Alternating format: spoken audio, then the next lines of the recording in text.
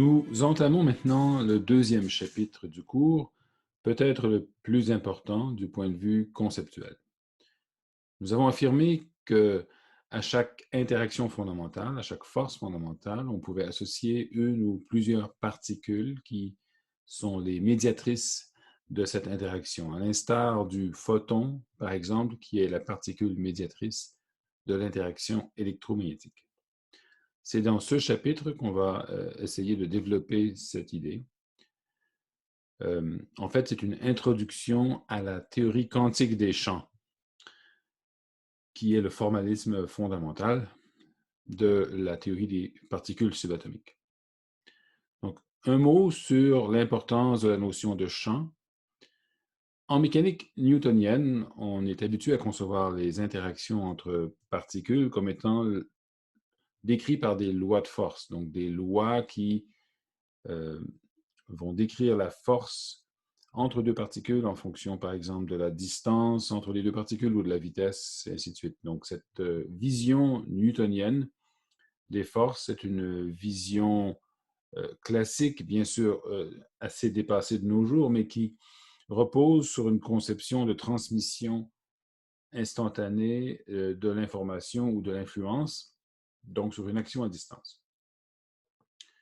Depuis qu'on a accepté la relativité restreinte et le fait que les actions ne peuvent pas se propager instantanément, bien, il est essentiel de considérer les forces non pas comme étant une simple relation entre des positions des particules qui les subissent ou qui les exercent, mais plutôt comme découlant d'une entité autonome qu'on appelle le champ de force. Donc, dans cette optique, on voit le champ comme étant une entité qui influence une particule sur laquelle il exerce une force et qui est en même temps produit par le même genre de particule qui agit comme étant la source du champ. Donc, l'électromagnétisme est le prototype d'une théorie classique du champ dans lequel le champ existe indépendamment de la matière environnante. D'ailleurs, le fait que les ondes électromagnétiques existent, même extrêmement loin des sources, est une manifestation de l'existence autonome des champs électromagnétiques. Donc, les champs existent de manière autonome, mais ils sont couplés à la matière de deux manières. Donc, et c'est le même couplage théorique qui s'applique, mais ce couplage permet aux champs d'être issus de sources matérielles et d'influencer les particules matérielles. Bon, là-dessus, on ajoute des concepts de mécanique quantique. On a affirmé que Dirac avait été le premier, en 1926, à appliquer les règles de la mécanique quantique au champ électromagnétique lui-même. Donc, non seulement il a, disons, écrit en même temps que Schrödinger et d'autres des équations, manifesté des idées qui décrivent le comportement quantique des particules matérielles, mais il a aussi euh, expliqué comment on pouvait appliquer ces idées au champ électromagnétique lui-même. Donc, la théorie quantique des champs, c'est ça, essentiellement, c'est une description d'un champ dans le formalisme quantique, et il ressort de cette description que le champ se manifeste par l'intermédiaire de quanta, donc l'équivalent des photons ici. Pour partir en douceur et ne pas traiter immédiatement du champ électromagnétique, ce qu'on aurait pu faire, on va plutôt décrire dans ce chapitre un champ plus simple, qui est un champ scalaire. Le champ électromagnétique est un champ vectoriel, c'est-à-dire qu'il est décrit par le quadripotentiel A mu, et il y a aussi toutes sortes de complications dans le champ électromagnétique qui ont trait à l'invariance de jauge et d'autres facteurs. Donc, c'est plus simple de commencer par une théorie comme celle d'un champ purement scalaire, et on va décrire ce champ avec une espèce de support sous-jacent, une espèce de support matériel pour le champ qui s'applique physiquement dans le domaine de la physique de la matière condensée, par exemple, parce qu'on va au fond parler de quelque chose qui ressemble à des photons, mais qui est inconnu dans la physique des particules, c'est-à-dire qu'on a dans la physique des particules des champs, mais on suppose qu'ils sont fondamentaux, on ne sait pas d'où ils viennent, alors que dans l'exemple qu'on va faire, on va construire en quelque sorte le champ à partir d'un système sous-jacent. Ensuite, On va procéder à sa quantification dans la deuxième section, section B. Et enfin, on va décrire les interactions ou un formalisme pour décrire les interactions, dans ce cas-ci, entre le champ et lui-même, et on va introduire les diagrammes de Feynman qui vont servir de base pour décrire les interactions dans les chapitres ultérieurs. Donc, le champ scalaire. On va commencer par un modèle très simple en dimension 1, un modèle que vous avez déjà rencontré sans doute dans un cours d'introduction aux phénomènes ondulatoires. Donc, on va supposer qu'on a une chaîne linéaire d'atomes, si vous voulez, qui sont dans des positions d'équilibre régulièrement espacées. Ils sont espacés sur un réseau ou une grille, si vous voulez, dont le pas est égal à A. Donc, A est la distance interatomique et les atomes sont, quand ils sont au repos, régulièrement espacés. On va aussi, pour simplifier, supposer qu'ils forment une chaîne périodique, c'est-à-dire un anneau, donc une chaîne qui est fermée sur elle-même. Et on va s'intéresser aux déviations des positions des atomes par rapport à leur position d'équilibre. Donc, ce qu'on va appeler ici UR va être la déviation de la position de l'atome par rapport à sa position d'équilibre. Sur la figure, ici, les positions d'équilibre sont les symboles bleus et les petites boules grises sont les positions instantanées des atomes par rapport à ces positions d'équilibre. La déviation s'appelle UR. C'est un scalaire, en fait, c'est positif ou négatif, mais ce n'est pas un vecteur puisqu'on est en une dimension. OK. Pour donner une dynamique à ce système-là, donc il faut introduire des interactions, des forces. On va supposer que chaque atome, si vous voulez, est lié à sa position d'origine par un ressort imaginaire, et de même que les atomes voisins sont reliés entre eux par des ressorts, uniquement d'un voisin à l'autre. Donc, entre ces deux-là, par exemple, ces deux-là, et ainsi de suite. Donc, on peut écrire un Lagrangien pour ce système. On suppose que chaque atome a une masse égale à mu, et donc le Lagrangien est donné par l'énergie cinétique, donc 1/2m fois la vitesse au carré, donc la dérivée par rapport au temps de UR. R numérote les différents atomes. Je somme sur R de 1 jusqu'à n, j'en ai n au total. Et donc l'énergie potentielle, elle, serait l'énergie potentielle élastique. Elle contient deux termes, donc j'aurai 1/2mu fois oméga carré fois UR carré. Donc ça, c'est un terme élastique, c'est une énergie potentielle provenant du ressort qui lie chaque atome à sa position d'équilibre. C'est pour ça que c'est proportionnel au déplacement au carré de chaque atome. Et la fréquence caractéristique de ce ressort est oméga majuscule. En plus de ça, j'aurai les fameux ressorts qui lient les atomes entre eux, donc la déformation du ressort par rapport à sa longueur d'équilibre. Je vais supposer que la longueur d'équilibre des ressorts interatomiques, eh bien, c'est justement la distance interatomique, c'est normal. Eh bien, la déviation de la distance par rapport à son équilibre serait la différence qui est ici. Donc, à cette déviation interatomique, j'associe une fréquence caractéristique différente que j'appelle ici gamma majuscule. Voilà. Donc, ça définit le système. Jusqu'ici, c'est un système parfaitement harmonique. Je n'ai que des combinaisons d'oscillateurs harmoniques. On verra tout de suite. Si on a un ensemble de degrés de liberté comme ceci, qui sont uniquement couplés de manière quadratique, eh bien, ce système est exactement soluble. C'est un système de masse-ressort. On peut diagonaliser le hamiltonien et trouver les modes propres, etc. Donc, c'est ce qu'on va faire dans les prochaines minutes. C'est rien de très mystérieux. On peut le faire de plusieurs façons, mais disons qu'on pourrait contempler les équations de Lagrange pour commencer. Donc, on pourrait écrire les équations de Lagrange qui découlent de ce Lagrangien. Donc, ces équations-ci, c'est simple. Donc, on écrit ça tout de suite. On voit bien sûr qu'on a un couplage entre UR plus 1, UR moins 1, c'est normal. On va, pourquoi pas, écrire une solution. Donc, on va supposer que la solution en fonction du temps est donnée par cette forme, c'est-à-dire une onde plane. Ici, R est une variable discrète, c'est un numéro, mais qui joue un peu le rôle de la position. Et donc, j'ai un nombre ici, Q, qui joue le rôle du nombre d'ondes, si vous voulez. Et donc, je prends cette solution hypothétique, je la substitue dans cette équation, pas très compliqué non plus, et j'obtiens une condition sur la fréquence oméga, qui est donnée par ça, qui me permet de déterminer la fréquence en fonction du paramètre Q que j'avais placé dans la solution.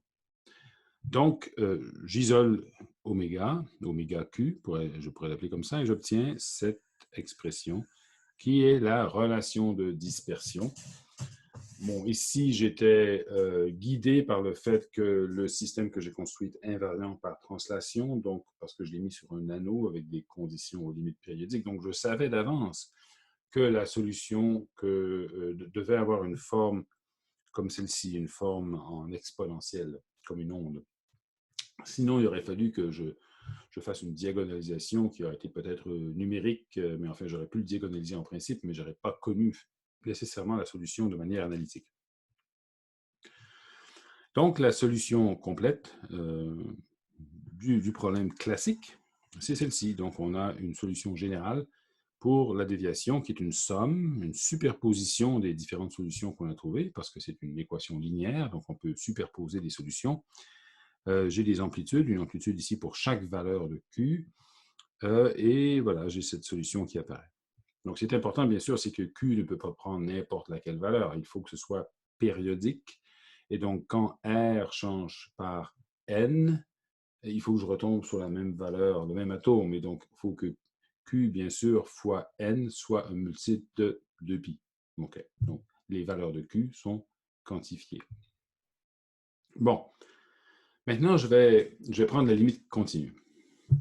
Donc, je vais supposer que je regarde le système de très loin et il devient très grand, c'est-à-dire un très grand nombre d'atomes, et je perds un peu la notion des atomes individuels, et ce qui m'intéresse plus, c'est une espèce de densité, si vous voulez, une façon de décrire la déviation qui soit un champ continu. Donc, comment prendre la limite continue?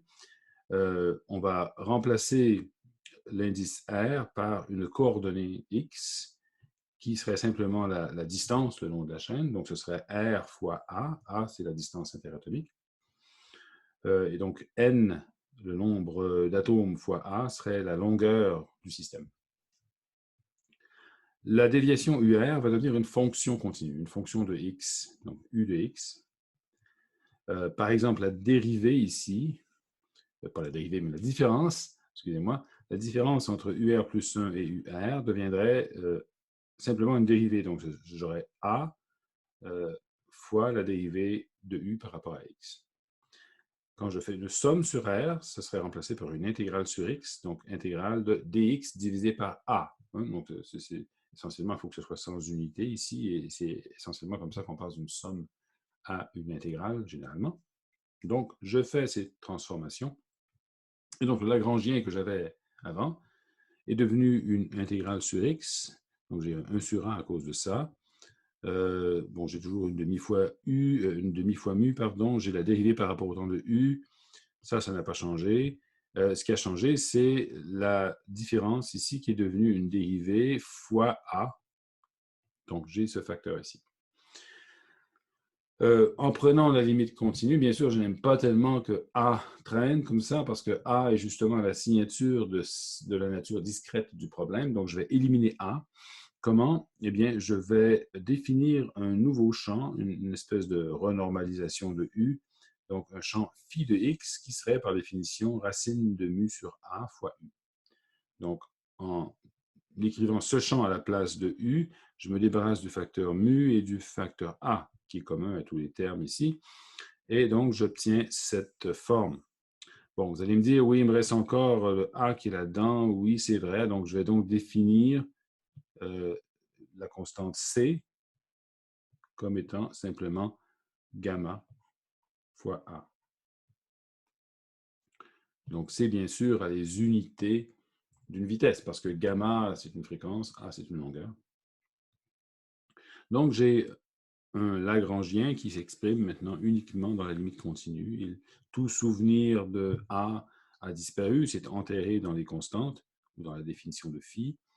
Et voilà. Donc, je pourrais écrire le Lagrangien comme l'intégrale d'une densité de Lagrange ou une densité lagrangienne qui est égale à ça. Donc, ce concept de densité lagrangienne, il va revenir, il revient à chaque fois qu'on a affaire à des champs. Et souvent, par abus de langage, on dit le Lagrangien, L. En fait, c'est la densité lagrangienne dont on parle. Dans la notation, la différence va être importante entre une écriture italique ici ou calligraphique. On pourrait, bien sûr, prendre la limite continue à partir des équations de Lagrange. Ici, on l'a fait à partir du Lagrangien, mais on pourrait aussi prendre les équations de Lagrange qu'on avait et en calculer la limite continue. Ici, j'avais une dérivée par rapport à x auparavant, donc on se souvient dans les équations de Lagrange, j'avais ça ici, cet objet, cette différence. Cette différence, en fait, c'est une approximation de la dérivée seconde. OK. Bon, donc, dérivée seconde ici, et j'ai un a carré. Donc, l'approximation discrète de la dérivée seconde, c'est précisément ça ici. Ce serait remplacer ce qu'on a vu comme différence par a carré fois cet objet-là. OK. Donc, sinon, c'est la même équation de Lagrange qu'auparavant. Donc, j'ai ici écrit de manière explicite cette approximation de la dérivée seconde. C'est ce qu'on fait en calcul numérique généralement quand on veut faire une approximation d'une dérivée seconde. Donc, je peux remplacer u par phi, ça ne change rien, ce n'est qu'un facteur commun. Donc, j'aurai ici une équation qui est l'équivalent de l'équation de Lagrange, mais pour le champ phi. Donc, on verra un peu plus tard que cette équation s'appelle l'équation de Klein-Gordon, on y reviendra. Donc, c'est quand même un commentaire, je devrais l'écrire. Donc, Klein et Gordon ont proposé cette équation vers 1925-26. On en reparlera. Ça ressemble à l'équation d'onde, sauf pour le fait que j'ai un terme comme celui-ci, qui n'apparaît pas dans l'équation d'onde. Mais si ce terme-là n'était pas là, on aurait simplement l'équation d'onde. Donc, ça décrirait des ondes qui se déplacent, se propagent à la vitesse c. Donc, la vitesse qu'on a introduite ici, ce n'est pas innocent, c'est un peu l'équivalent de la vitesse de la lumière dans la suite de la discussion. Et la relation de dispersion, elle, qu'on avait auparavant, donc celle-ci, va, dans la limite continue, se transformer de la manière suivante. Donc, j'aurai ici un nombre d'ondes qui serait, dans le cas de la limite continue, quelque chose qui est très, très petit par rapport aux valeurs qu'il prend habituellement dans une description discrète. Et donc, c'est comme supposer donc, que les longueurs d'onde sont grandes, et donc le nombre d'ondes est petit, et les longueurs d'onde sont grandes par rapport à A, et c'est à peu près ça la limite continue, c'est un peu la définition. Il faut que les mouvements soient amples par rapport à la discrétisation du système. Donc, Q est très petit, je remplace sinus de Q sur 2 par Q sur 2, je mets au carré, et j'obtiens donc cette relation de dispersion que je pourrais assimilé à la relation de dispersion relativiste d'une particule. Regardez, ça a exactement la même forme, pourvu que j'assimile donc le oméga qui est ici à mc carré. Donc, c'est comme si j'avais défini, si vous voulez, un changement de symbole, m comme étant oméga sur c, et que je définis maintenant p, une quantité de mouvement qui est égale à q sur a. Alors attention, q dans cette solution qu'on avait était un nombre pur, ce n'était pas un objet qui avait des unités. Alors ici, je lui donne des unités parce que je définis P comme étant Q sur A, et donc P va avoir maintenant les unités du nombre d'ondes. Et donc, avec ces définitions, donc, la relation de dispersion prend exactement la même forme que pour une particule relativiste. Et pour terminer le processus, je pourrais bien sûr adopter un système d'unités dans lequel C est égal à 1, c'est ce qui va se produire éventuellement, n'est-ce pas? Et j'aurais donc une chose remarquable, que j'ai des ondes dans ce système. Je ne parle pas encore de particules parce que je n'ai pas fait de quantification, non, mais j'ai des ondes. Ces ondes, éventuellement, vont correspondre à des particules, mais elles ont une relation de dispersion qui est parfaitement relativiste. J'ai une espèce d'invariance de Lorentz ici qui se manifeste. Le problème original n'est pas invariant de Lorentz. J'ai des atomes à des endroits bien précis, je ne peux pas vraiment faire un changement de référentiel là-dedans et espérer avoir une invariance parce que j'ai une espèce de système fondamental, système matériel en dessous, un milieu, quoi. Bon. Donc, j'ai un milieu là-dedans. Et généralement, quand on a un milieu, on n'a pas d'invariance de Lorentz, mais il se trouve que dans la limite continue, j'en ai une qui émerge comme ça. Donc, c'est un phénomène profond. C'est simple, c'est un système très simple ici, mais il y a un phénomène très profond là-dedans, qui est que la théorie que j'obtiens dans la limite continue a une symétrie que n'avait pas la théorie fondamentale. L'invariance de Lorentz, je l'ai obtenue dans la limite continue. C'est comme une symétrie émergente. Est-ce que ça se produit dans la nature aussi? On ne sait pas. En autant qu'on sache, l'invariance de Lorentz est quelque chose de fondamental. Mais on peut spéculer et se dire que peut-être dans une théorie hyper fondamentale qu'on ne connaît pas et qui décrit fondamentalement la structure de l'espace-temps à un niveau quantique, une espèce de gravité quantique, si vous voulez, peut-être que l'invariance de Lorentz est quelque chose qui est, ou l'invariance de relativité générale, si vous préférez, quelque chose qui émerge. Bon.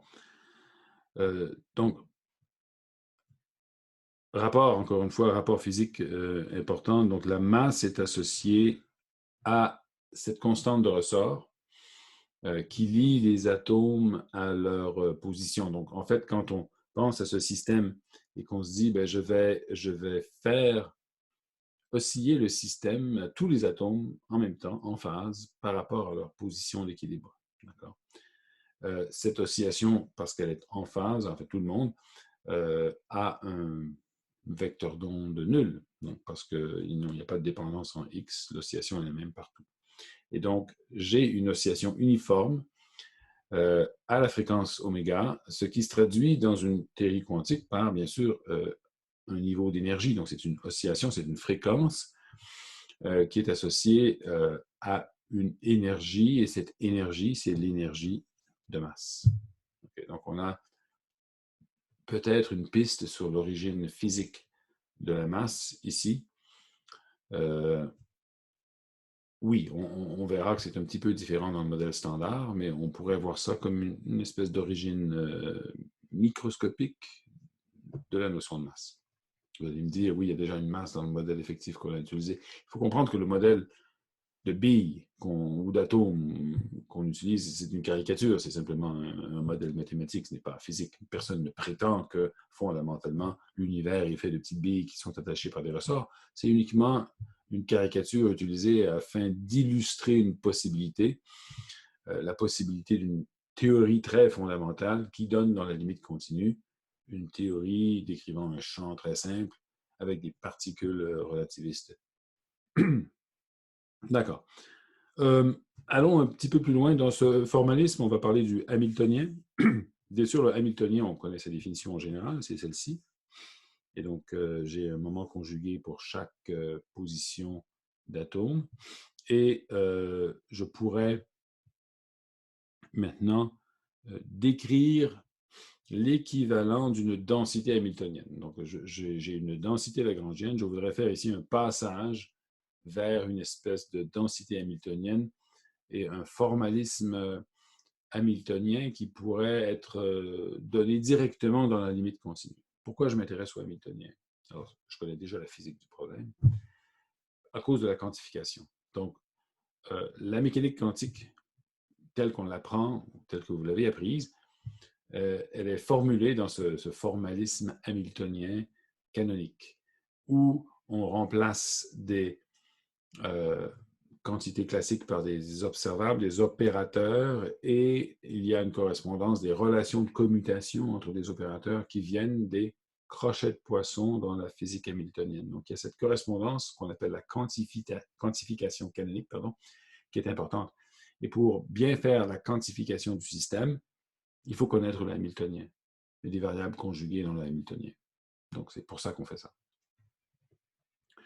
Donc, le Lagrangien que j'ai ici, je pourrais l'écrire comme ça. C'est-à-dire, ce serait l'intégrale d'une densité lagrangienne. Si je n'ai pas encore tout à fait pris la limite continue, et ici, je vais être un peu entre les deux, là, je vais être dans le processus de la limite continue, mais je n'ai pas encore oublié A.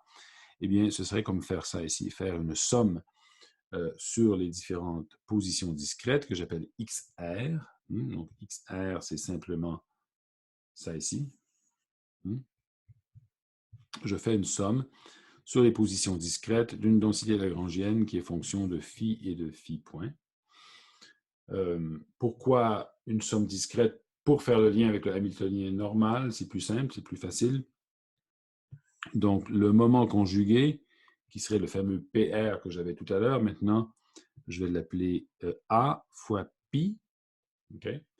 Donc, pi serait aussi une fonction continue.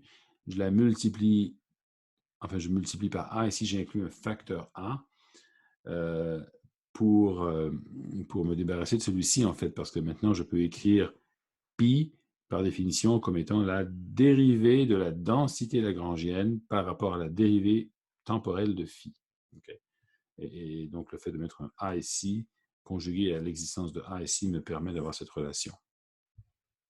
Bon, si j'étais précisément donc en mécanique classique hamiltonienne, j'aurais une relation, plutôt un crochet de Poisson, entre la quantité phi, donc la variable de position, et le moment conjugué pi.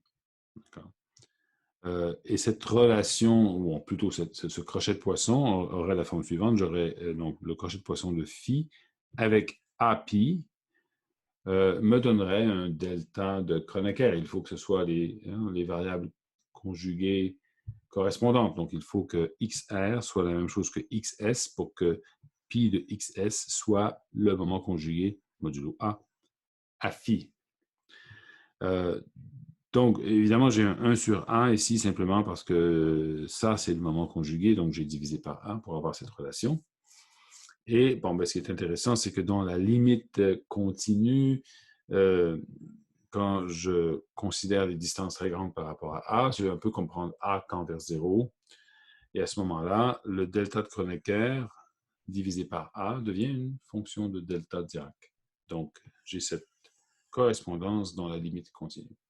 Comment est-ce qu'on voit ça? Simplement en faisant la correspondance qui est ici, n'est-ce pas? Donc, si je somme sur les différents indices et j'ai une fonction de f de xs et j'ai cet objet-là qui est 1 sur a, delta de Kronecker, bien sûr, ça s'annule et j'obtiens simplement ceci. Je prends la limite continue, donc cette somme ici devient juste une intégrale. Ça ici, comme je le prétends, ça devient une fonction delta et donc j'obtiens la relation habituelle pour une fonction delta. Bref, tout ce qui est ici tend à démontrer que je peux remplacer ça par une fonction delta. J'aurai donc un crochet de Poisson qui est égal à une fonction delta. Okay? Donc, c'est comme ça que je pourrais traiter de la physique, enfin de la mécanique hamiltonienne, directement dans la limite continue sans avoir à passer par le système discret. Le hamiltonien lui-même, bien sûr, serait, dans sa définition habituelle, la somme sur R du moment conjugué fois la dérivée par rapport au temps de phi moins L, ce qui revient à dire, quand j'exprime ça comme une intégrale, donc, parce qu'évidemment j'ai ici une somme avec A, ça me permet de convertir en intégrale. Donc j'aurai intégrale sur x de pi x fois phi point moins L. Et je pourrais définir une densité hamiltonienne. Encore une fois, j'utilise une écriture calligraphique pour le H. Et j'ai finalement cette relation-là. Donc, résumons. J'ai une densité lagrangienne L. Je peux définir à partir de la densité lagrangienne directement une espèce de version continue du moment conjugué. Avec ça, je pourrais définir un hamiltonien comme ceci, et l'intégrant serait la densité hamiltonienne. Et important, j'aurais cette relation ici pour le crochet de Poisson entre phi de x et pi de x', avec une fonction delta. Ça va être extrêmement important quand on va faire la quantification. On va simplement remplacer ce crochet de Poisson par un commutateur. D'ailleurs, j'ai cette manie, enfin vous l'avez peut-être deviné, lorsque je veux dire crochet de Poisson, je commence par dire commutateur, mais en fait c'est un crochet de Poisson à ce stade. Bon, tout ça, on a vu ça en une dimension. En 3 dimensions, c'est la même chose, c'est pas très différent. Qu'est-ce que j'aurais comme généralisation de cette théorie à 3 dimensions? Bon, je pourrais écrire une généralisation où je remplace la dérivée au carré par un gradient au carré. Donc, je suppose que phi, maintenant, dépend de x, y, z, donc d'un vecteur r. Il n'y a rien qui change dans la forme, je fais juste une induction ici, je remplace la dérivée par rapport à x par un gradient. L'équation de Lagrange correspondante serait celle-ci, donc j'ai un Laplacien au lieu d'avoir une simple dérivée seconde.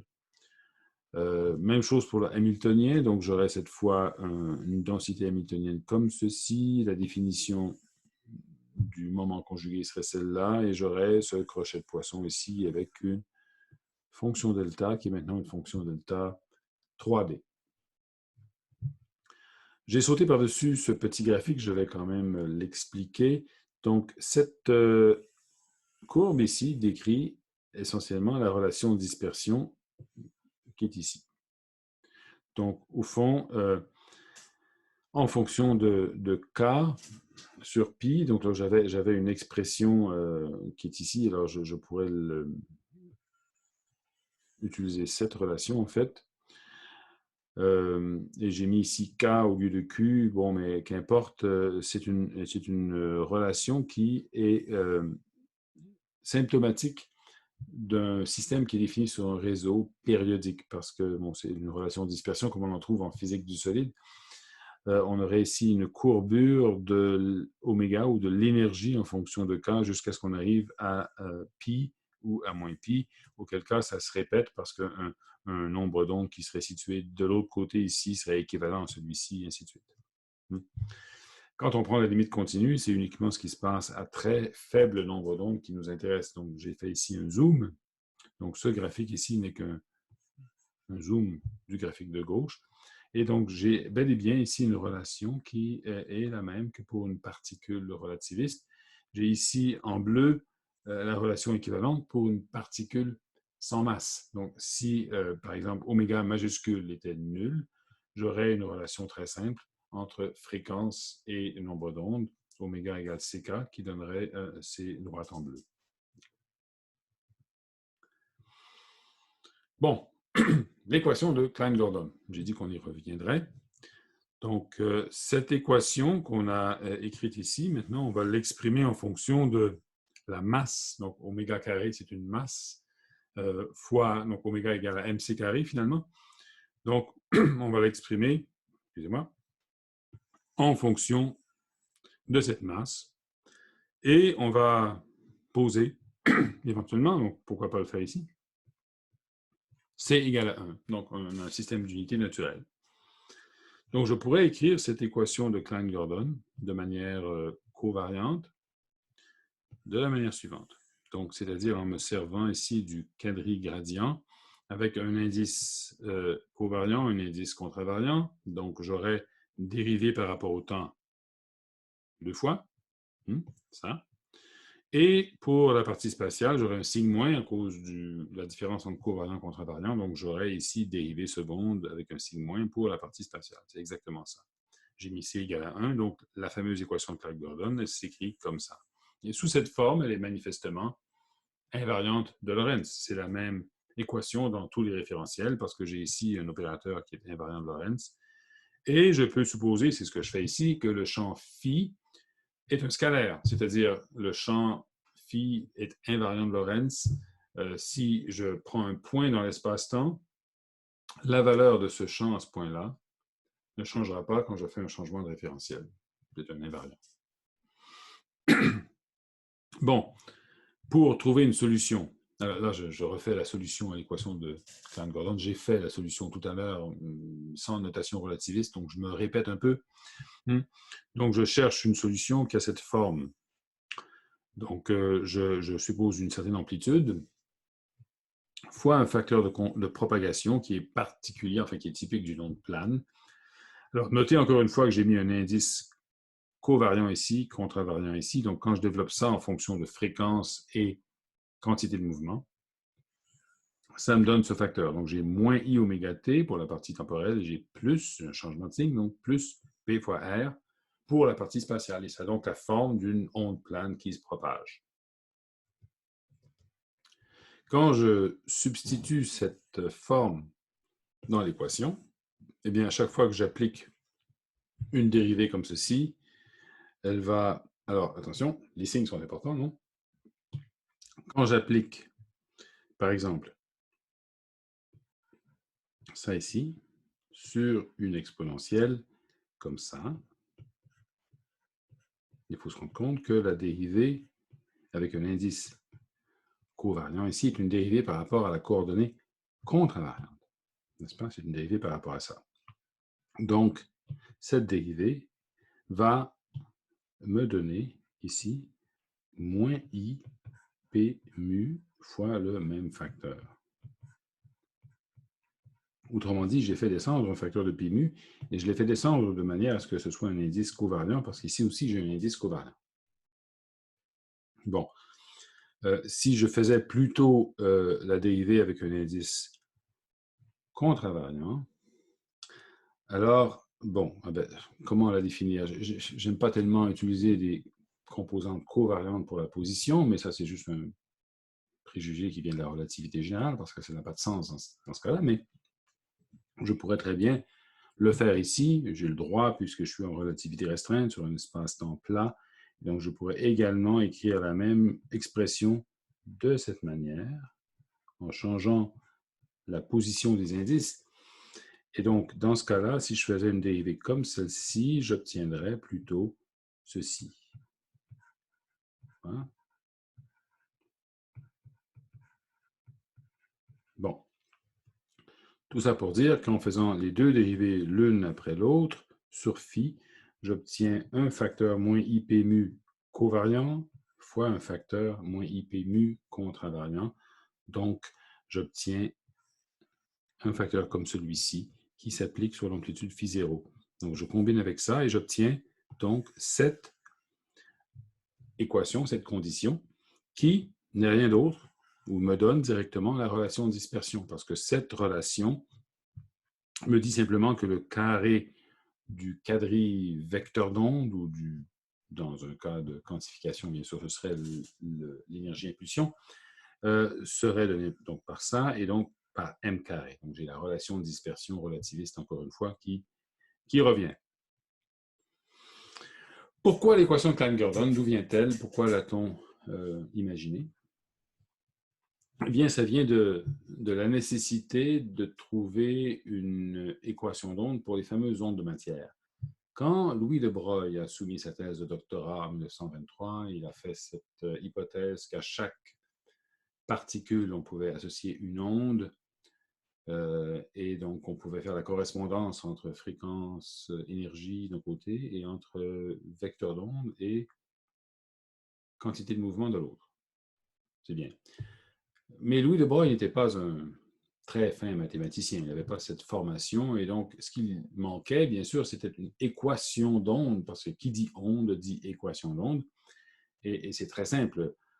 Quand on fait cette correspondance entre l'énergie et la dérivée par rapport au temps, et la quantité de mouvement et le gradient ici, ou si on veut, les deux peuvent se faire ensemble en faisant cette correspondance. Vous remarquerez qu'il y a une différence de signe ici et là, mais quand on exprime tout ça en fonction de composantes covariantes, cette différence de signe n'existe plus et je peux simplement remplacer P mu par I fois une dérivée. Et donc, de cette manière, je pourrais tout de suite écrire une équation d'onde pour les fameuses ondes de matière. Et cette équation d'onde, c'est l'équation de Klein-Gordon. Elle est relativiste. Louis de Broglie connaissait la relation de dispersion relativiste, il aurait pu l'écrire. Et c'est Klein et Gordon qui l'ont fait. Oui, Schrödinger est tombé là-dessus, avant même. Et il a fait ça. Il a trouvé cette équation de Klein-Gordon. Il est allé plus loin. Il a résolu l'équation de Klein-Gordon en présence d'une charge ponctuelle. Donc, il a généralisé l'équation à ce qu'elle serait en présence d'un champ électrique. Ce qui n'est pas très dur, c'est le couplage minimal. On va voir ça un peu plus loin. Et il a résolu l'équation de Klein-Gordon. Il ne l'a jamais publié parce qu'il s'est rendu compte que les solutions ne menaient pas à la bonne structure fine du spectre de l'atome d'hydrogène. Il y avait bien les niveaux d'énergie que de Broglie avait défendus à partir de la théorie de Bohr, ça va. Mais la structure fine des niveaux n'était pas respectée. Ce n'était pas la bonne. Donc, il a abandonné l'idée, il est un peu découragé, mais il s'est dit, bah, je vais faire l'approximation non relativiste. Donc, il est retourné à une approximation non relativiste pour la relation entre P et l'énergie, et il a trouvé l'équation de Schrödinger, bien sûr. Donc, c'est de là que vient son équation. Mais il est passé avant par une version relativiste, curieusement. Et c'est Dirac qui, plus tard, 2 ans plus tard, va trouver la bonne équation relativiste pour décrire les électrons. Mais Schrödinger est passé par là avant. Donc, on sait que dans l'équation de Schrödinger, on peut définir un courant de probabilité. Donc, on a cette interprétation que Max Born a donnée, que la densité électronique, en fait, donc, est le carré de la fonction d'onde. Le module carré de la fonction d'onde peut être interprété comme une densité de probabilité, en fait. Et il y a aussi une densité de courant qui va avec. Donc, cette densité de courant, vous la connaissez, vous avez déjà vu cette expression en fonction de la fonction d'onde. Et donc, si on met tout ça ensemble et qu'on applique l'équation de continuité, on voit que ça marche. Autrement dit, je substitue ces expressions dans l'équation de continuité. Qu'est-ce que j'obtiens? J'obtiens pour la densité, j'obtiens ça ici. Quand je prends la dérivée par rapport au temps de psi carré, j'obtiens ça. Quand je prends maintenant les gradients ou la divergence de ça ici, bien, la divergence se traduit par un gradient qui s'applique là-dessus ou un Laplacien qui s'applique là-dessus, et vice-versa ici. Et donc, j'aurai quelque chose comme ça ici. La partie gradient fois gradient, elle s'annule d'un terme à l'autre, donc tout ce qui me reste, ce sont les Laplaciens. Et étant donné l'équation de Schrödinger, j'ai simplement, ici par exemple, ce terme-là va être compensé par celui-ci. Les deux vont s'annuler. Comme ça ici, ça va annuler ça. D'accord? Et donc, j'obtiens 0. Et effectivement, ça dit simplement que la densité de la probabilité est conservée. Donc, je peux avoir un courant de probabilité, pas dans un état stationnaire, mais dans un état qui n'est pas stationnaire, je pourrais avoir une probabilité qui se déplace comme ça, et j'aurai une conservation du courant de probabilité. Peut-on faire la même chose avec l'équation de Klein-Gordon? Oui, superficiellement, je pourrais simplement m'inspirer de cette relation-là et la généraliser en prendre une version relativiste en remplaçant le gradient par un quadri-gradient. Donc, je pourrais définir un quadri-courant qui aurait cette forme. Donc, c'est manifestement un quadrivecteur. C'est un quadrivecteur parce que psi est un scalaire ici et j'applique des dérivés qui sont des quadrigradients, contravariants, bref, c'est un quadrivecteur, aucun doute. D'autre part, vu que c'est un quadrivecteur, bien, l'équation de continuité va s'appliquer facilement. On peut le voir tout de suite. Quand j'applique del mu par-dessus ça, j'aurai ça ici. J'aurai des termes où la dérivée s'applique sur les facteurs qui ne sont pas dérivés à l'intérieur. Donc, ces termes-là s'annuleraient d'emblée. Et j'aurai des termes où la dérivée s'applique sur les termes qui sont déjà dérivés. Donc, j'aurai ces trucs-là, d'accord? Mais maintenant, si on fait appel à l'équation de Klein-Gordon, si on fait appel à l'équation de Klein-Gordon qui est ici, cette double dérivée de phi, ou de psi, si vous voulez, est proportionnelle à m carré fois psi. Donc, j'aurais un moins m carré ici, un plus m carré ici, et ça donnerait 0 au total. Donc, oui, le quadri courant est conservé, on est heureux jusqu'ici, sauf quand on regarde la forme précise de la composante temporelle du quadri courant. Elle est plus compliquée que dans le cas de l'équation de Schrödinger où c'était positif. Ici, elle n'est plus positive. J'ai un sigma ici, j'ai des termes qui pourraient rendre cette densité de probabilité négative. Je ne peux donc pas l'interpréter comme étant une densité de probabilité. L'interprétation de Max Born et tout ça ne tient plus. Okay? Donc, il y a une difficulté ici. En réalité, cette fameuse équation de Klein-Gordon ne peut pas décrire des particules matérielles. C'est ça le fond de l'histoire. Ça ne peut pas décrire des particules dont le nombre est conservé d'une certaine manière. On verra que ça décrit des bosons et pas des fermions. Et donc, avec des bosons, je n'ai pas vraiment cette conservation du nombre de particules, comme les photons par exemple. Le nombre de photons dans l'univers n'est pas conservé. Je peux émettre des photons et en absorber, et je peux en émettre plus que j'en absorbe. Je peux avoir une imbalance dans le temps, et ainsi de suite. Donc, ce concept donc, de densité de probabilité ne s'applique pas bien à l'équation de Klein-Gordon. Dernière sous-section de cette section, le principe de moindre action, donc, et l'invariance de Lorentz appliquée à la théorie du champ scalaire. On pourrait retourner un peu en arrière, et donc je retourne au début, et j'avais ce Lagrangien, n'est-ce pas, ce Lagrangien, qui est devenu un peu plus loin un Lagrangien d'une théorie continue, qui est ici. Et je pourrais donc écrire une action. L'action, c'est l'intégrale sur le temps du Lagrangien. Là, je vais me placer en dimension 4, donc là, ici, je devrais peut-être m'attarder à la généralisation en 3 dimensions que j'ai eue, et donc je vais intégrer ce truc-là sur le temps pour obtenir l'action. L'action serait donc une intégrale sur l'espace et le temps, donc une intégrale sur l'espace-temps de cette quantité-là. Et quand j'écris ça dans les unités naturelles et en fonction de la masse, j'obtiens, donc en fait, j'obtiens ceci, j'obtiens cette action. Okay. Donc j'ai la partie qui contient les dérivés ici et celle qui contient la masse avec une intégrale sur l'espace-temps. Donc cette action est invariante de Lorentz. C'est un point important parce que la mesure d'intégration sur l'espace-temps, c'est un invariant de Lorentz. Le jacobien de la transformation de Lorentz est égal à 1. Cette expression est bien sûr un invariant de Lorentz, c'est une contraction d'un vecteur covariant contre invariant. Phi est un scalaire, donc magnifique. C'est important que l'action soit invariante de Lorentz pour que l'équation d'onde sous-jacente le soit aussi, en fait, soit la même équation dans tous les référentiels. Ce principe-là, on va l'utiliser à répétition dans le cours.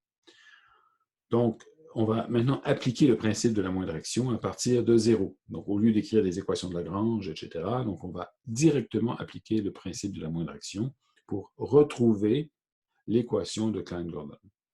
Donc, encore une fois, on va retrouver un résultat qu'on connaît déjà, mais c'est le moyen d'y arriver qui est important ici. Donc, principe de la moindre action, qu'est-ce que je fais? Je suppose que je peux varier la configuration phi. Donc, j'ai phi qui est un champ défini dans l'espace-temps. Je vais varier phi, c'est-à-dire que je vais considérer une fonction phi de x plus une variation infinitésimale, delta phi de x.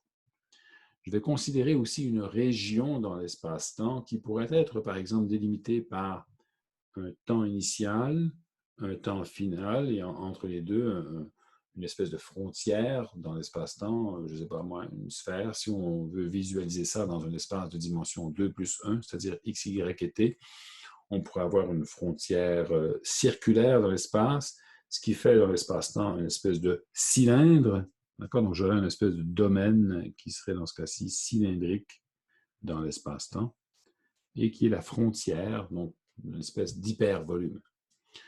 Je vais supposer que cette variation de phi est nulle sur l'hypervolume et non nulle à l'intérieur. Donc, c'est comme ça que le principe variationnel fonctionne habituellement. On impose une variation à l'intérieur d'un domaine. On suppose que cette variation est nulle aux extrémités du domaine. Ici, ça se traduit par une variation nulle sur la surface ou l'hypersurface qui borne l'hypervolume qu'on a considéré dans l'espace-temps. Et on calcule la variation de l'action au premier ordre en delta phi et on impose que cette variation soit nulle. Et cette imposition nous donne une équation, qui est ici une équation d'onde, qui sera l'équation de Klein-Gordon. Alors, comment est-ce qu'on réalise ça?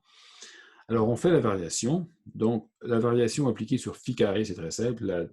différentiel de phi carré, c'est 2 phi delta phi. Donc, j'aurai ici un phi delta phi, et le 2, ben, on a enlevé le facteur 1,5 qui était ici, donc tout est magnifique ici. Pour ce qui est du premier terme, la variation peut s'appliquer soit sur le premier facteur ou le deuxième facteur. Bon, ça donne la même chose dans les deux cas. Donc, j'ai encore quelque chose qui se comporte comme un carré.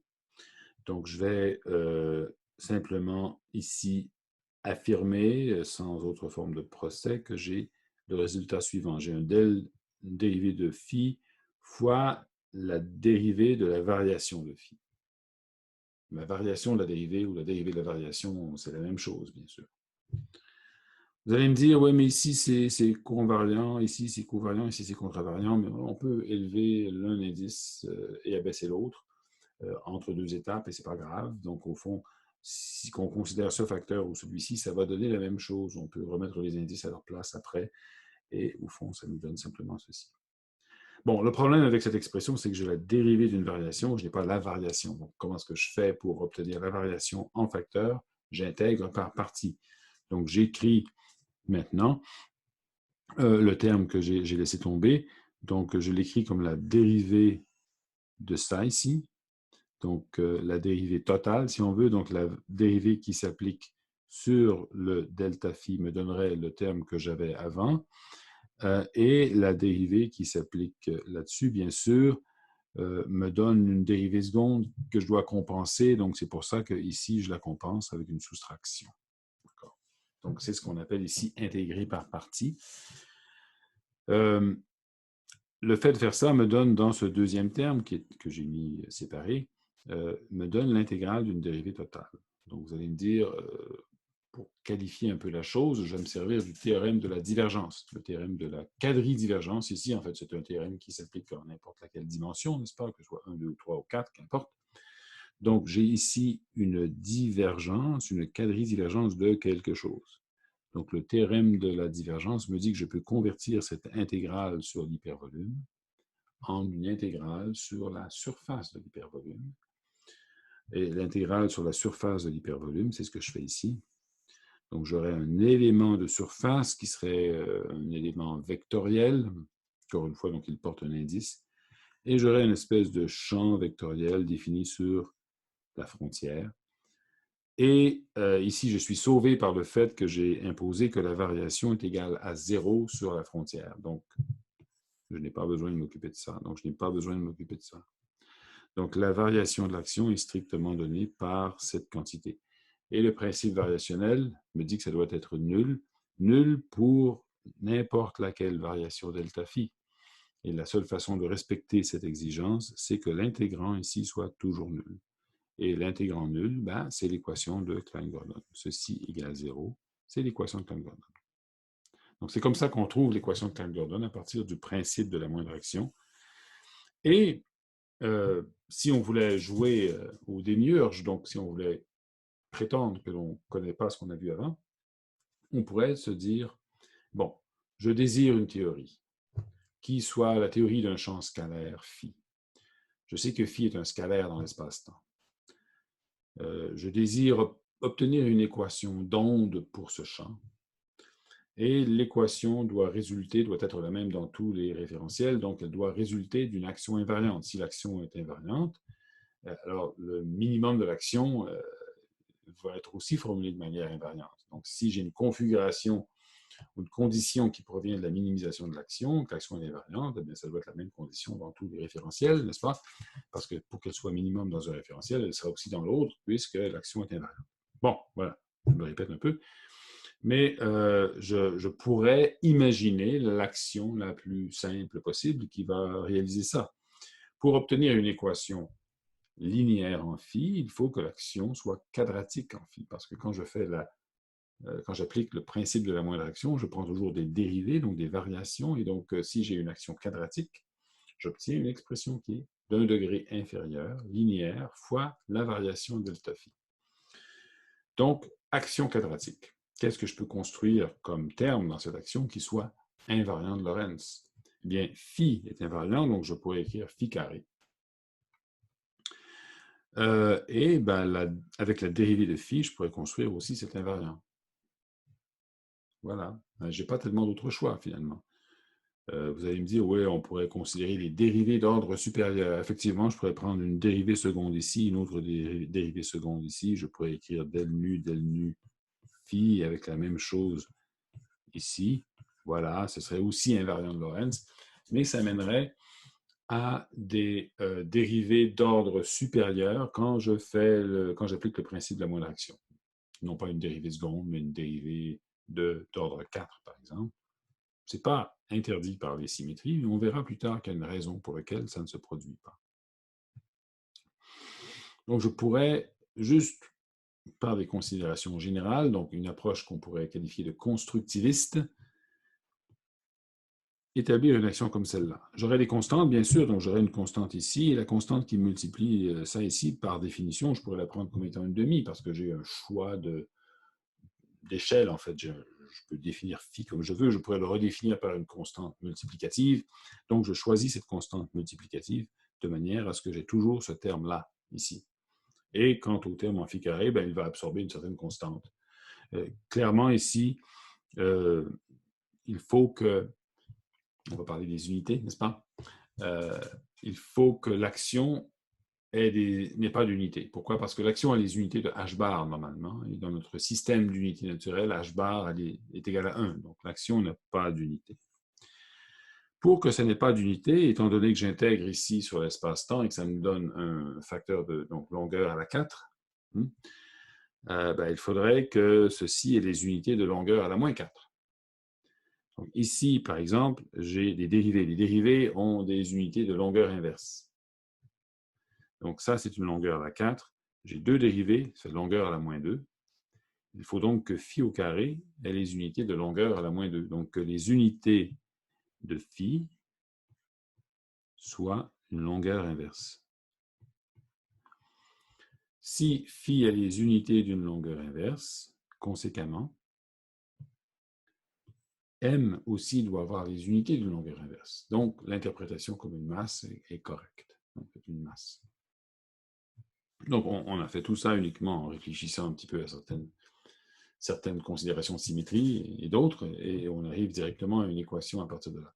On va faire ça, ce qu'on vient de faire, on va le refaire pour les fameuses interactions autres, interactions fortes, interactions faibles. On va jouer à ce jeu d'imaginer la forme d'une théorie, d'appliquer des conditions de simplicité, l'invariance de Lorentz, pour construire ces théories. Voilà.